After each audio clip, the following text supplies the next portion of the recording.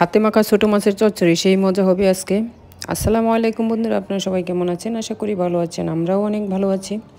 তো এখানে নিয়েছি ছোটো মাছ আর কিছু সবজি কুচি করে নিয়েছি।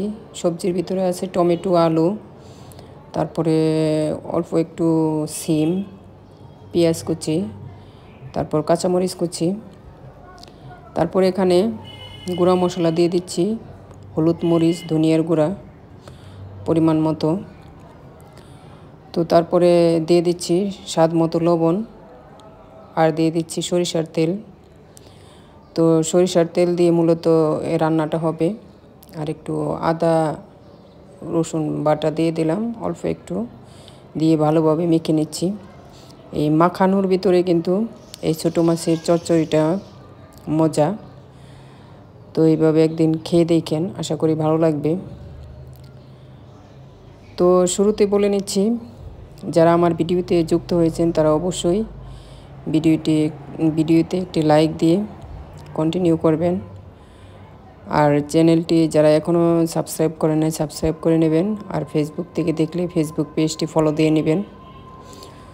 তো সাথে থেকে পুরো ভিডিওটি দেখতে থাকুন। তো এই ছোটো মাছগুলাও লবণ হলুদ দিয়ে মাখিয়ে নিলাম।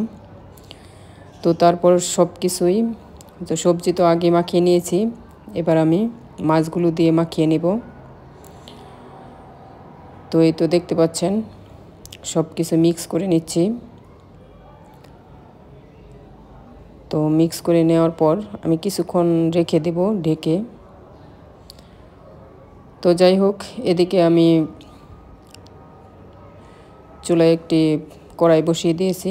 তো সরিষার তেল আগে দিয়ে দিয়েছি, গরম হয়ে গেছে তেলটা। তো এবার আমি ছোটো মাছগুলো দিয়ে দিলাম। তো এখানে কিন্তু আমি কোনো পানি ব্যবহার করব না। তো এখান থেকে যে পানিটা উঠবে এটি দিয়েই মূলত রান্নাটা হয়ে যাবে। তো এরকম করে আমি একটু ছড়িয়ে ছিটিয়ে দিচ্ছি, যাতে সবগুলো একটু ভালোভাবে রান্না হয়। তো তারপর ঢেকে দিলাম। তো দেখতে পাচ্ছেন, তো আমি এর ভিতরে একটু নেড়ে চেড়ে দিয়েছিলাম উল্টিয়ে পাল্টিয়ে। তো তারপরে আমি ধনিয়া পাতা দিয়ে দিয়েছি। তো এবারও আমি একটু নেড়ে চেড়ে দিচ্ছি। তো এটা একটু লাল লাল করে আমি রান্নাটা করব। এরকম করে করলে তো ছোটো মাছের চচ্চড়িটা অনেক মজা হয়। তো ফাইনালি আমার ছোটো মাছের চচ্চড়িটা হয়ে গেছে। তো রান্নাটা কেমন হয়েছে অবশ্যই কমেন্ট করে জানাবেন। তো দেখা হচ্ছে নতুন কোনো ভিডিওতে। আজকের মতো বিদায় নিচ্ছি। সবাই ভালো থাকবেন, সুস্থ থাকবেন। আল্লাহ হাফেজ।